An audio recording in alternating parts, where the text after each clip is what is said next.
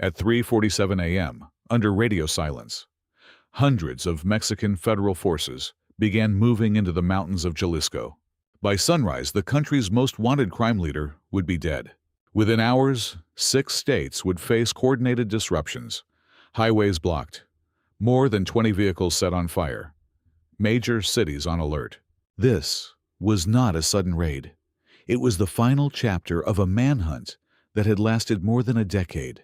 For years, security agencies tracked fragments, financial transfers, rural property rotations, encrypted communication patterns, layered protection movements. Intelligence analysts gradually narrowed activity toward the mountainous municipality of Tapalpa, Jalisco, terrain long considered strategic cover due to geography and local support networks. In the weeks before the operation, surveillance intensified. Independent intelligence streams pointed to a rural compound where movement patterns aligned with high-level protection behavior, consistent with senior leadership presence. Authorization required confirmation across multiple channels. When that confirmation came, the operation shifted from monitoring to execution. The deployment was structured in layers. Army infantry units, federal special operations personnel, National Guard forces, and coordinated state security elements were mobilized. Estimates indicate several hundred personnel participated. The strategy was containment first, engagement second. Hours before direct action, entry and exit routes into the target zone were quietly sealed. Checkpoints were established along key highways feeding into the mountainous region. Aerial surveillance assets were placed on standby to monitor surrounding terrain. Communications were tightly restricted to reduce the risk of leaks.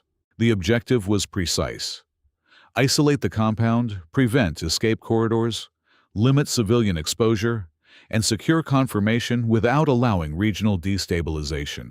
Shortly before dawn, federal forces advanced on the identified property. Authorities later confirmed that armed resistance occurred during the operation. By sunrise, officials verified that Nemesio Oseguera Cervantes, known as El Mencho, leader of the Jalisco New Generation Cartel, had been killed. It marked the most significant leadership loss for the CJNG since its formation, and one of the highest-profile security operations in modern Mexico. But the operation triggered an immediate reaction. Within hours of confirmation circulating, coordinated disruptions began appearing across 6 states: Jalisco, Michoacán, Colima, Tamaulipas, Guanajuato, and Aguascalientes. Authorities reported dozens of roadblocks targeting major transportation corridors.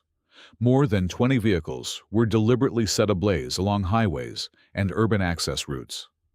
Public transportation was temporarily suspended in multiple cities. In Guadalajara and Puerto Vallarta, 2 of Jalisco's largest urban centers, key arteries were blocked. Businesses closed as a precaution. Hotels advised guests to remain indoors. Residents were urged to avoid non-essential travel and monitor official updates. In Michoacán, at least 13 municipalities reported unrest or significant transportation disruptions linked to coordinated blockades.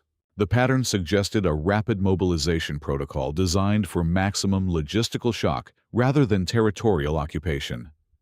The goal appeared to be disruption, overwhelming movement corridors, signaling resilience, and testing state response capacity.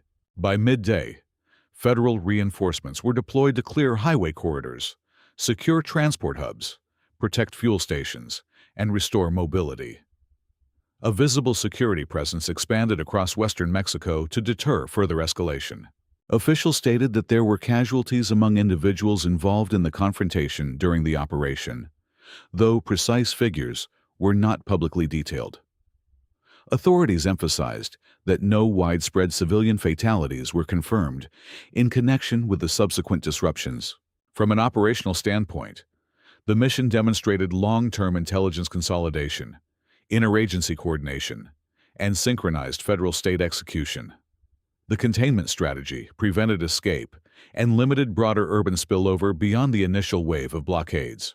Strategically, however, the picture is more complex. Removing the central leader of a highly centralized criminal organization is a clear tactical victory.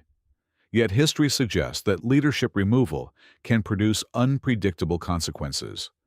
Internal succession struggles, fragmentation into semi-autonomous regional factions, or short-term instability as competing actors reposition. The CJNG expanded aggressively under centralized command. Without that figure at the top, analysts now question whether the organization will weaken structurally or decentralize into smaller, harder-to-track networks. Security forces remain deployed across affected regions as authorities monitor for secondary instability. Transportation corridors have gradually reopened, but elevated alert levels continue in key municipalities. One of Mexico's longest and most intensive manhunts has ended.